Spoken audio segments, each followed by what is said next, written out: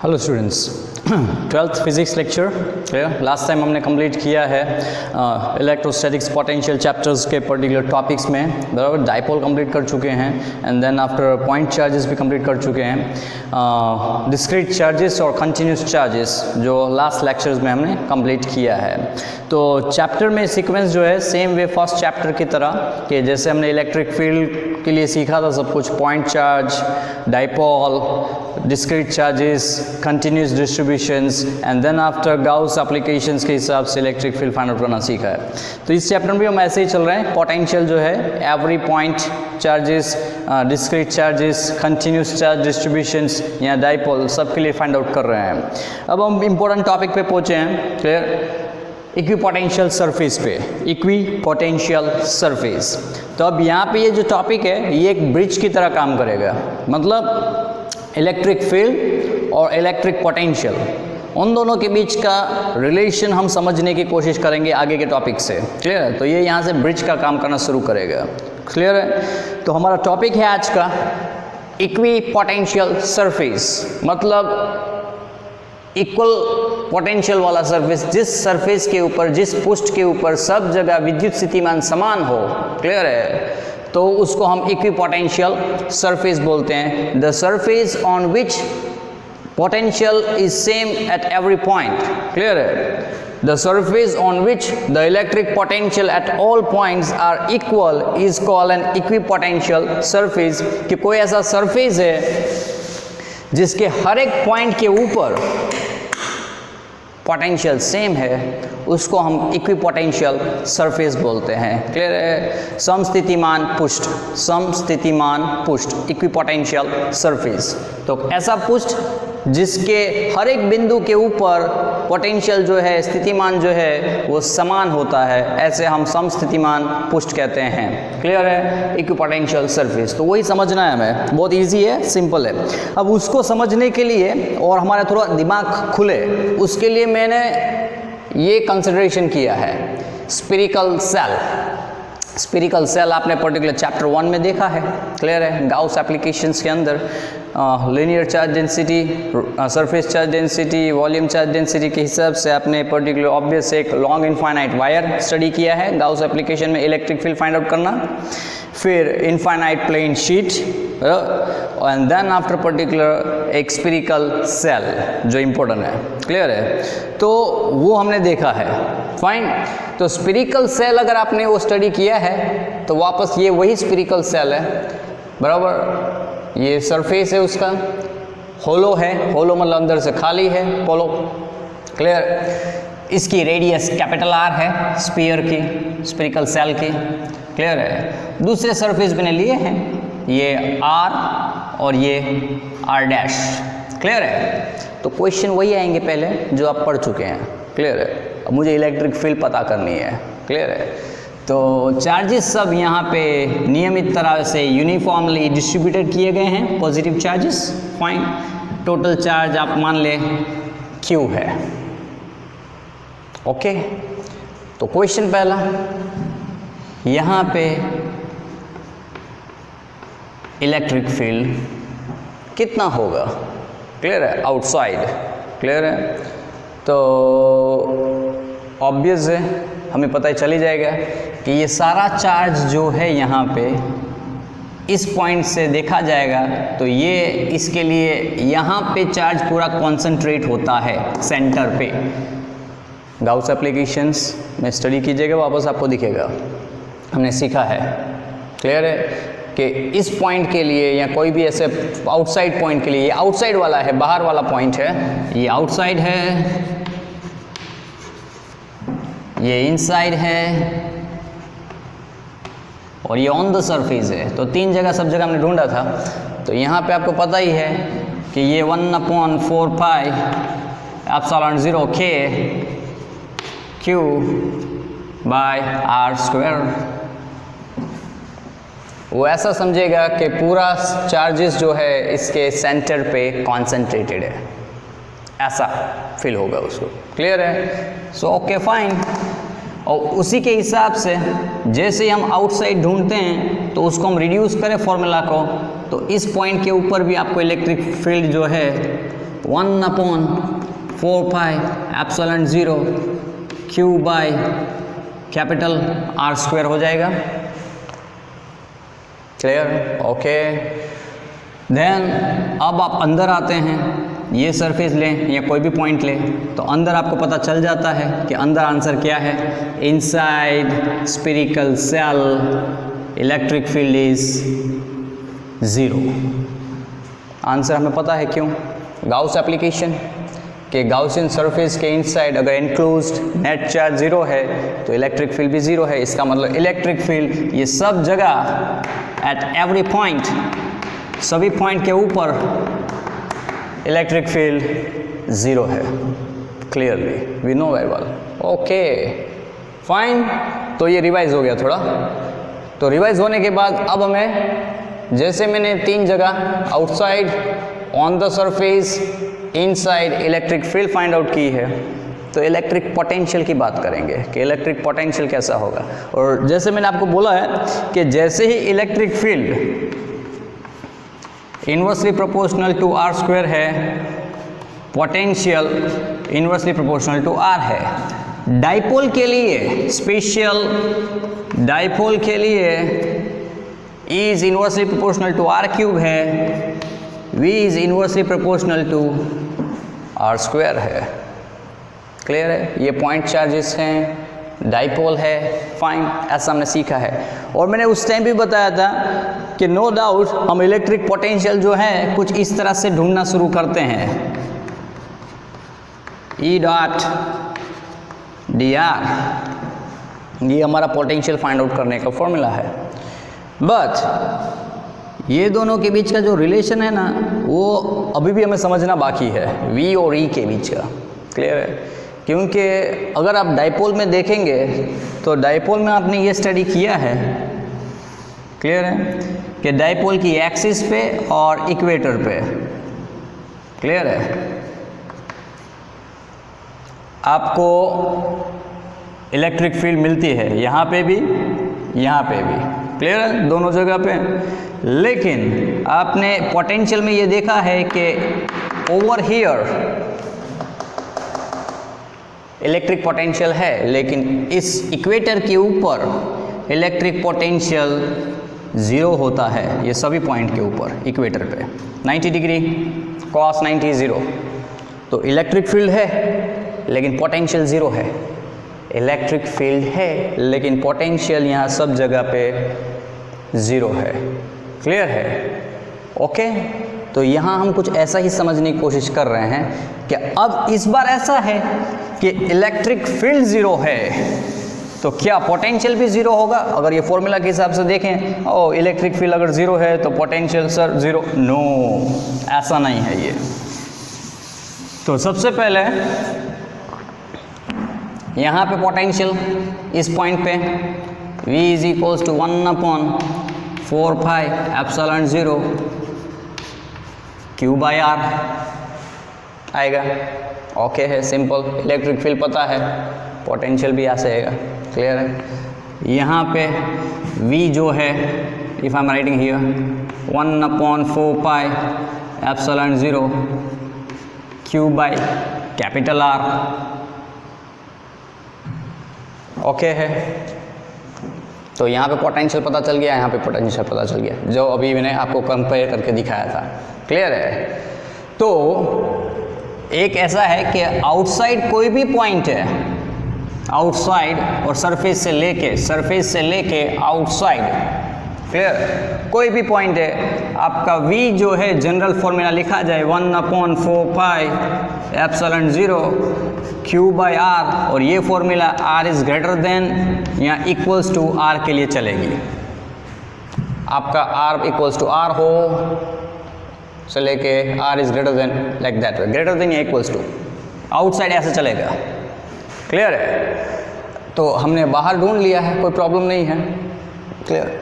अब अगर आप सोच रहे हैं कि यहाँ पे पोटेंशियल सर ऐसा चले कि 1/, जस्ट ऐसे लिख रहे हैं 1/4πε0 Q बाय R डैश। बहुत सारे स्टूडेंट ने शायद सपोज यही किया होगा कि ओके जैसे चल रहा है ये, जैसे चल रहा है ये, वैसे 1/4πε0 cube by R dash, totally wrong, ऐसा है ज नहीं। क्यों? क्योंकि इनसाइड इलेक्ट्रिक फील्ड सब जगह जीरो है। तो इलेक्ट्रिक फील्ड अगर जीरो है तो इसका मतलब क्या होता है? क्लियर है? तो वापस इलेक्ट्रिक पोटेंशियल को समझना पड़ता है। इलेक्ट्रिक पोटेंशियल का मतलब ये होता है that work done against the electric field in bringing a unit positive charge from infinite distance to a given point in the electric field, कि किसी भी एकम विद्युत भार को अनंत अंतर से निर्धारित बिंदु पे लाने के लिए जो कार्य किया जाता है विद्युत क्षेत्र के अगेंस्ट में, खिलाफ में, वो उस बिंदु के ऊपर उसका विद्युत स्थितिमान कहलाता है, इलेक्ट्रिक पोटेंशियल कहलाता है इन ब्रिंगिंग दैट पॉइंट, वो पॉइंट लाने के लिए। तो नो डाउट आप इनफाइनाइट से जब यहाँ पे चार्ज को लेके आए हैं, यूनिट पॉजिटिव चार्ज को, तो आपको मेहनत करनी पड़ी है। इलेक्ट्रिक फील्ड इस तरफ है, आप उस तरफ से लेके आ रहे हैं पॉजिटिव चार्ज को, तो आमने सामने पर्टिकुलर पुशिंग फोर्स चल रहा है, तो आपको मेहनत करके लाना पड़ेगा। तो आपने यहाँ पे जो करके लाए हैं वर्क, वो उसके अंदर पोटेंशियल के फॉर्म में स्टोर हुआ, वहाँ से खींच के आप अभी भी इनफाइनाइट से यहाँ तक लेके आए हैं, यस, आपका वर्क डन गिना जाएगा। ग्रेविटेशनल पोटेंशियल जैसा ही है। क्लियर है? अगर मैं आपको याद दिलाऊं, 11th स्टैंडर्ड के अंदर ग्रेविटेशनल पोटेंशियल भी ऐसा ही है। ग्रेविटेशनल पोटेंशियल आपको क्या देता है कि मतलब सरफेस तक का वर्क डन कैलकुलेट होगा कि अर्थ,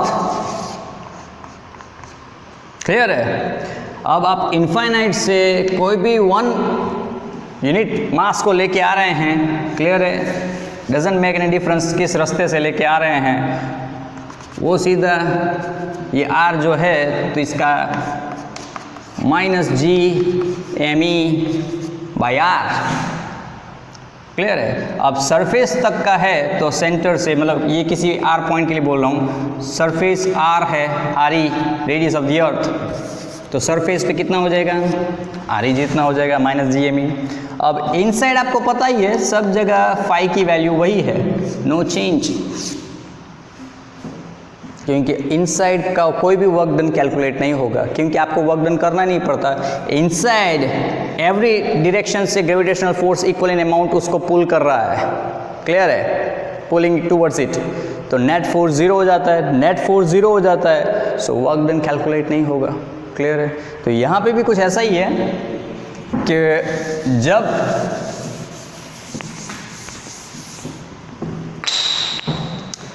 यहाँ तक लेके आते हैं तो आपको against the electric field fight करना है, clear, on the surface, fine. लेकिन जब आप अंदर लेके जा रहे हैं तो इनसाइड तो इलेक्ट्रिक फील्ड जीरो है, सो इसका मतलब आपको फाइट करना ही नहीं है। जो चार्ज को अंदर लेके जाना है तो अब फर्दर अंदर पुल करने के लिए आपको कोई फाइट करने की जरूरत नहीं, मतलब आपको कोई वर्क डन कैलकुलेट होगा नहीं। आप इनसाइड आसानी से आप कहीं पे भी उसको घुमा सकते हैं, क्योंकि वर्क डन कुछ भी किया नहीं जाएगा, क्योंकि इलेक्ट्रिक फील्ड जीरो है। सो इट मीन्स कि इनसाइड हर एक जगह पे, किसी भी पॉइंट पे, इनसाइड किसी भी पॉइंट पे, इनसाइड V जो है 1/4πε0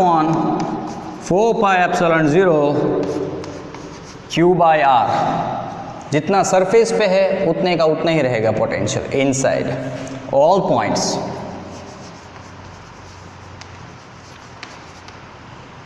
सभी पॉइंट्स पे यही होगा, जो सरफेस पे है वही पोटेंशियल इनसाइड सब जगह होगा। क्लियर? क्योंकि आपका वर्क डन यहाँ तक का ही कैलकुलेट हो रहा है, उसके बाद आप अंदर कहीं पे कुछ भी ले जा रहे हैं, so you has to do nothing. Clear है? क्योंकि कोई अगेंस्ट में फोर्स ही नहीं है तो किसके सामने वर्क डन कैलकुलेट होगा? क्लियर है? तो ये इनसाइड का है ऑल पॉइंट्स। आउटसाइड इस तरह से चलेगा, अप टू द सरफेस तक भी आप ऐसा चला सकते हैं फॉर्मूला। क्लियर है? तो ये हो गया। अब जो मेन टॉपिक हमारा है इक्वी पोटेंशियल सरफेस, तो इससे क्या पता चला कि पोटेंशियल यहाँ पे, यहाँ पे, यहाँ पे, यहाँ पे, सेंटर पे भी, यहाँ पे, सब पॉइंट्स पे ये पोटेंशियल एक ही है, same. Clear? Potential is same at all the points on the surface. इस पृष्ठ के सभी बिंदुओं के ऊपर विद्युत स्थितिमान सब जगह समान है, इक्वल है। तो ऐसे सरफेस को हम क्या बोलेंगे? वी आर गोइंग टू से इक्वी पोटेंशियल सरफेस। ऐसे सरफेस को हम बोलते हैं इक्वी पोटेंशियल सरफेस, समस्थितिमान पृष्ठ। क्लियर है? तो ये चीज़ हमें समझनी थी कि ओके, अब कैसे पता चलेगा कि कोई सरफेस इक्वी पोटेंशियल है? क्लियर है? तो मोस्ट इम्पोर्टेंट थिंग ये है कि इक्वी पोटेंशियल सरफेस को इलेक्ट्रिक फील्ड हमेशा परपेंडिकुलर होती है। तो अगर किसी सरफेस को इलेक्ट्रिक फील्ड परपेंडिकुलर है, इसका मतलब वो सरफेस इक्वी पोटेंशियल सरफेस है। और अगर सरफेस इक्वी पोटेंशियल है तो इसका मतलब उस सरफेस को इलेक्ट्रिक फील्ड परपेंडिकुलर है। ये या वो जो भी बोलो। वन मोर टाइम रिपीटिंग, अगर सरफेस को इलेक्ट्रिक फील्ड परपेंडिकुलर है, लंब है, अगर किसी पृष्ठ को विद्युत क्षेत्र जो है वो लंब है इलेक्ट्रिक फील्ड, तो इसका मतलब वो सरफेस, वो पृष्ठ जो है इक्वी पोटेंशियल सरफेस है, समस्थितिमान पृष्ठ है। और अगर कोई सरफेस इक्वी पोटेंशियल है, समस्थितिमान पृष्ठ है, तो इसका मतलब ये है कि उस सरफेस को इलेक्ट्रिक फील्ड हमेशा परपेंडिकुलर होगी, लंब। क्लियर है? तो अगर मैं यहाँ पे ऐसा ड्रॉ कर रहा हूँ, ये सब सरफेसेस हैं ए बी सी डी। अब इलेक्ट्रिक फील्ड लाइन यूँ जा रही है,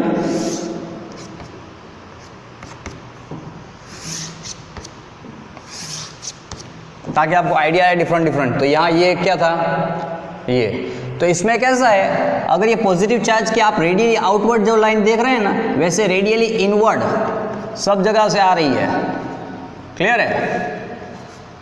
शायद रफ में आपको ज़्यादा दिखता ना हो यहाँ पे, लेकिन अब मैं आपको बताऊँ कि अगर यहाँ से कोई भी मैं सरफेस ऐसा जा रहा हूँ तो वो हर एक खौ पे वो लंब होते हुए जाएगा परपेंडिकुलर। तो यहाँ पे क्या, ये सरफेस है ए बी सी डी, ये सब सरफेसेस बनाए हैं और ये इलेक्ट्रिक फील्ड है ई। तो ये 90 degree 90 degree 90 degree 90 degree. Clear है? तो इसका मतलब ये है कि ये पूरा सरफेस ए जो है वो इक्वी पोटेंशियल सरफेस है। तो अगर चार्ज को मैं यहाँ से यहाँ ले जाऊँ, यहाँ ले जाऊँ, कहीं पे भी ले जाऊँ इस सरफेस के ऊपर, work done zero. Work done क्या आएगा मेरा? ज़ीरो। कोई मेहनत नहीं करनी पड़ेगी। इलेक्ट्रिक फील्ड इस डायरेक्शन में है, इस डायरेक्शन में या इस डायरेक्शन में नहीं है, सरफेस को इलेक्ट्रिक फील्ड परपेंडिकुलर है। तो आपका पोटेंशियल सब जगह पे, जो यहाँ पे है, यहाँ पे है, यहाँ पे है, सब जगह पे सेम होगा। खाली वर्क डन कब कैलकुलेट होगा? अगर मैं ए से बी ले जाऊँ, then the work done is calculated. Potential difference है। क्लियर है? बी से सी ले जाऊँ, पोटेंशियल डिफरेंस है। सी से डी ले जाऊँ, पोटेंशियल डिफरेंस है, क्योंकि ये सब अलग अलग पोटेंशियल की वैल्यू के इक्वी पोटेंशियल सरफेसेस हैं। लेकिन अगर बी के बी में ही घुमा रहे हो, सी से सी में ही चल रहे हो आप इसी पॉइंट पे, या डी से किसी भी और इसी सरफेस पे चला रहे हो, वर्क डन ज़ीरो है। पोटेंशियल डिफरेंस ज़ीरो है। ये सरफेस के ऊपर पोटेंशियल डिफरेंस ज़ीरो है, मतलब यहाँ पे जो तफावत ढूंढोगे वो शून्य मिलेगा, डिफरेंस कुछ भी नहीं मिलेगा, क्योंकि सब जगह पोटेंशियल सेम है। सी का खुद का एक इक्वी पोटेंशियल सरफेस है, पोटेंशियल डिफरेंस ज़ीरो होगा, पोटेंशियल सी के हर एक पॉइंट पे सेम होगा। तो ऐसे सरफेसेस को हम इक्वी पोटेंशियल सरफेस कहते हैं। क्लियर है? तो मोस्ट इम्पोर्टेंट ये है कि ऐसे सरफेस को इलेक्ट्रिक फील्ड हमेशा परपेंडिकुलर होती है, 90 डिग्री होती है, इसलिए वो इक्वी पोटेंशियल सरफेस है। और अगर कोई सरफेस इक्वी पोटेंशियल है तो इसका मतलब ऑब्वियस है कि इलेक्ट्रिक फील्ड उसको परपेंडिकुलर है। तो ये टॉपिक को अच्छी तरह समझिएगा, की पॉइंट्स है ये। क्लियर है? इसमें आपको ये चीज़ आगे जो है क्वेश्चन इसमें यूज़ होंगे, बराबर है? तो एक आइडिया देके जा रहा हूँ, हिंट देके जा रहा हूँ, या फिर एक क्वेश्चन देके जा रहा हूँ आपको, ताकि आपको पता चले। क्लियर है? फिगर वाले जो क्वेश्चन होते हैं, क्लियर है? तो मैं खाली एक फिगर ड्रॉ कर रहा हूँ,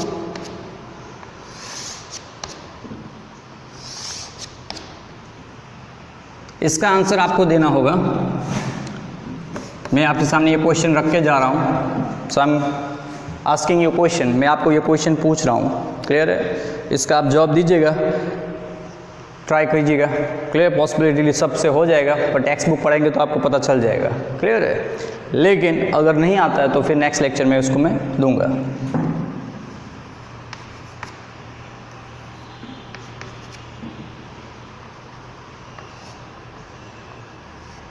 ये इलेक्ट्रिक फील्ड है,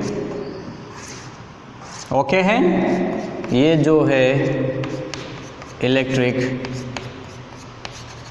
फील्ड्स हैं जो यूं जा रही है। मेरे पास 3 पॉइंट है, ए बी सी। क्लियर है, तो अब आपको खाली ये बताना है कि किस पॉइंट के ऊपर सबसे ज़्यादा पोटेंशियल है, उसके बाद किसका कम है, उसके बाद और किसका कम है। तो हाईएस्ट से लेके लोवेस्ट पोटेंशियल तक की वैल्यू बतानी है। मीन्स अगर आपको ऐसा लगता है कि V A greater than V B greater than V C, कि सबसे हाई पोटेंशियल ए का है, उसके बाद बी का आता है, फिर सी का आता है। आपको ऐसा लगता है V C greater than V B greater than V A, तो आपको बताना है कि ये 3 पॉइंट जो रखे गए हैं, इलेक्ट्रिक फील्ड यूँ जा रही है।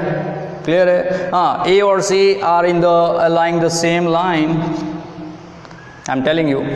क्लियर है, या फिर तीनों 3 का पोटेंशियल सेम है कि V A greater than V B equal, sorry, V B equals to V C, ऐसा कुछ है। क्लियर, तो आपको जो भी आइडिया लग रहा है इसमें कि मतलब ए बी और सी के पोटेंशियल कंपेयर करने हैं, विद्युत स्थितिमान आपको सरखाने हैं कि किसका ज़्यादा है सबसे, फिर उसके बाद किसका है, उसके बाद किसका है। या फिर आपको ऐसा लगता है कि तीनों 3 के पोटेंशियल सेम है, ये इलेक्ट्रिक फील्ड ऐसी जा रही है, सेम टू सेम है। क्लियर है, तो आपको मुझे वो आंसर बताना है। ये समझ में आएगा तो इसका आंसर आप देने में कामयाब रहेंगे। क्लियर है, फिर भी अगर कोई क्वेश्चंस हो तो आप मेरे को बता सकते हैं। क्लियर, और इसके आंसर मेरे को व्हाट्सएप के थ्रू भेज सकते हैं। Thank you very much.